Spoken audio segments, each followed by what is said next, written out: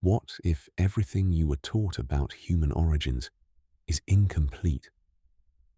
What if humanity was never meant to rule Earth, but to serve a purpose?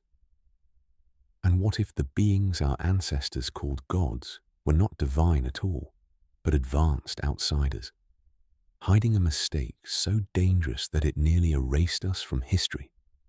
This is not a religious story. This is not science fiction. This is the story recorded by the first civilization on Earth and quietly ignored ever since. Part 1. The records that don't sound like myths. Over 6,000 years ago, in ancient Mesopotamia, the Sumerians carved their knowledge into clay tablets. Not poetry, not metaphor, not allegory. Administrative records, genealogies, chronologies.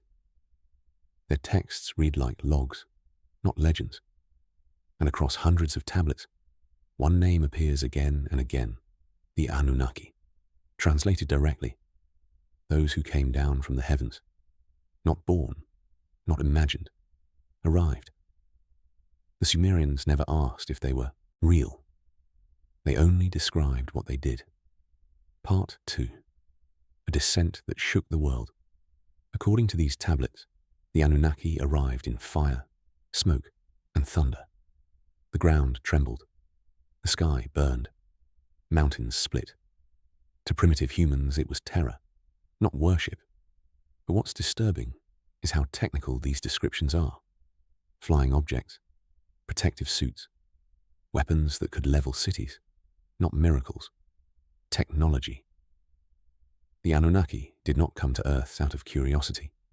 They came because their world was dying. Part 3. The planet, Nibiru, and a desperate mission. The tablets speak of a distant world, often called Nibiru, suffering environmental collapse, a thinning atmosphere, deadly radiation, a civilization facing extinction. Their solution required one rare element: gold. Not for wealth, not for beauty, but because gold particles, when dispersed, could stabilize their atmosphere. Earth was rich in it. To the Anunnaki, Earth wasn't a home. It was a resource site. Part 4. The first problem. Humans were useless. Early humans already existed on Earth. Primitive, fragile, short-lived. The Anunnaki forced them into labor. Mining, carrying, building. But humans broke easily. They died too fast. They worked too slowly. Productivity collapsed. And then came a decision that should never have been made. Part 5. Not creation, modification. The tablets describe a shocking solution. Not creating life from nothing, but altering what already existed. Anunnaki scientists combined their own genetic material with early humans. The text says they mixed the essence of the gods with the clay of Earth. This wasn't symbolism. In Sumerian language, essence and blood share the same meaning. In modern terms, genetic engineering. The result was a new being, stronger, smarter, more obedient. Us. Part 6. The unexpected error. At first, the experiment worked. Humans labored efficiently. Civilizations grew. Cities rose. But something went wrong. Humans began to think, to dream, to question. They stared at the stars and felt familiarity. The Anunnaki hadn't just created workers, they had created reflections of themselves. Part 7. Civil war among the gods. The tablets describe division. One faction demanded control. Another felt guilt. Some Anunnaki saw humans as property. Others saw them as children. For the first time, the Anunnaki turned against each other. Weapons were deployed. Cities destroyed. And humanity stood in the middle of a war it didn't understand. Part 8. The flood was not punishment. Then came the Great Flood, but not as divine judgment, as containment. The tablets describe rising waters, orbital disturbances, and deliberate inaction. Humanity was to be erased. The experiment was a failure. But again, Not all Anunnaki obeyed. Some warned humans.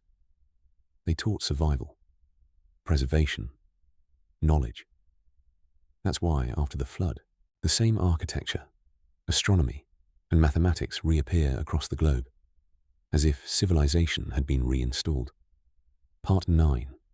The Disappearance. Then, suddenly, the Anunnaki left. No farewell, no explanation, just silence. But they left behind impossible structures, unexplained knowledge, and myths that all say the same thing. They will return. Part X. The question. We're not supposed to ask. What if the gods of old were never divine? What if humanity was engineered, not enlightened? And what if our rapid technological acceleration isn't progress, but activation? Because if the Anunnaki ever return, they won't see us as children. They'll see us as something far more dangerous. A finished experiment. Music fades into silence. Final line. The question is no longer, were they real? The real question is, are we ready if they come back?